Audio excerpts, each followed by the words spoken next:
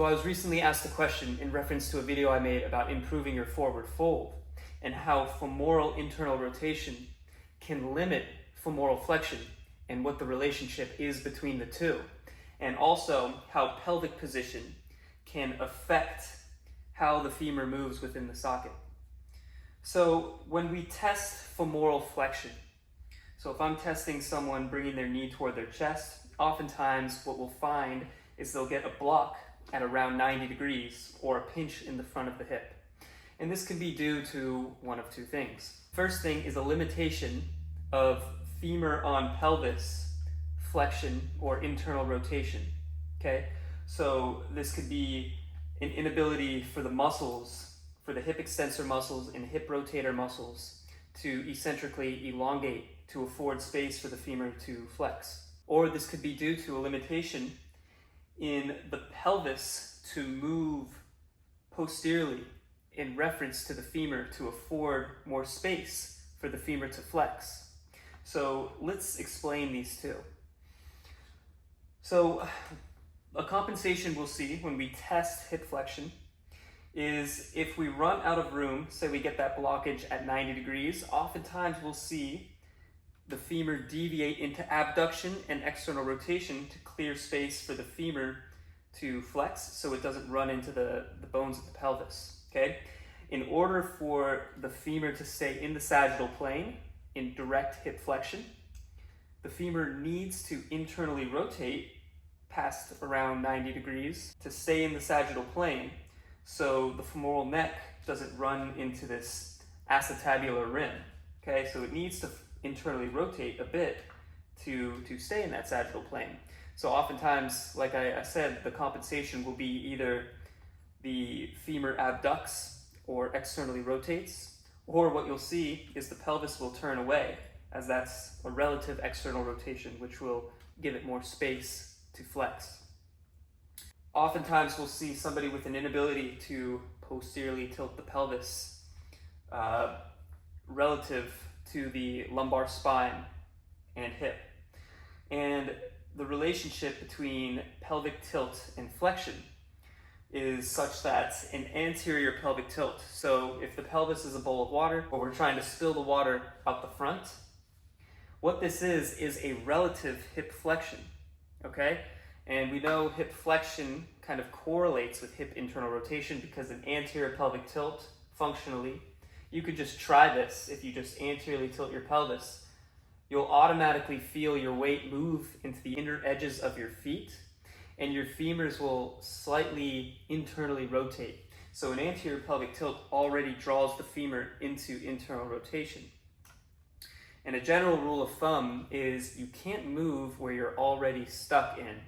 So if I flex the knee toward the chest and I hit that blockage point because I'm already stuck in some degree of anterior pelvic tilt, then that means I have no more room to flex. So if you're limited in hip flexion and internal rotation, how do we know if it's a pelvis issue, an inability for the pelvis to externally rotate on a fixed femur, or an inability for the femur to flex and internally rotate on a fixed pelvis? Well, oftentimes people with a pelvis issue will just feel pinchiness and blocking when they try internal rotation specific drills.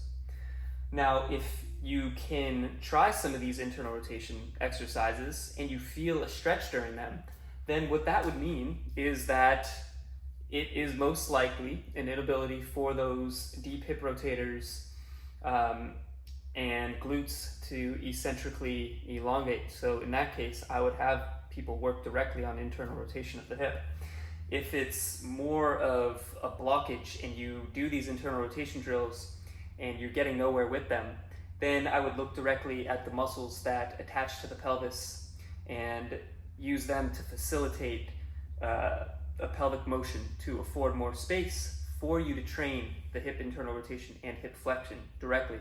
Now, in reference to a forward fold where you're trying to touch your toes, oftentimes people are stuck here when they're trying to round forward and their pelvis can't flex over top of the femur. They simply can't anterior pelvic tilt.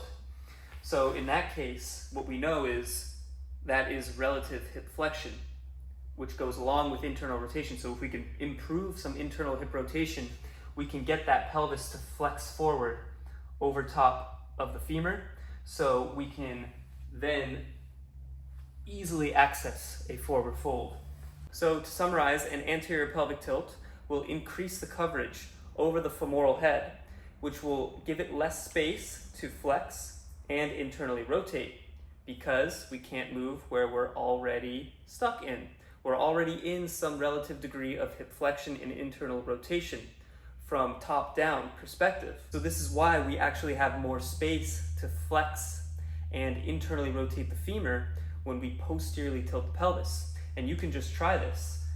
Anteriorly tilt the pelvis as much as you can, arch the back, and then try to flex the femur. You're going to run into a block relatively quickly. And if we can posteriorly tilt just from the start, you'll find you have much more space to flex. Now, a posterior pelvic tilt relative to the lumbar spine is different than just rounding the whole spine to fake hip flexion and posterior pelvic tilt. So this is more of a relative motion between the pelvis and the lumbar spine. It's important to make that distinction. Now, say I'm performing a drill for hip internal rotation, such as the 90-90 stretch. If I posteriorly tilt my pelvis, it's much easier for me to get into hip internal rotation from a femur on pelvis perspective, because I have more space to perform that motion.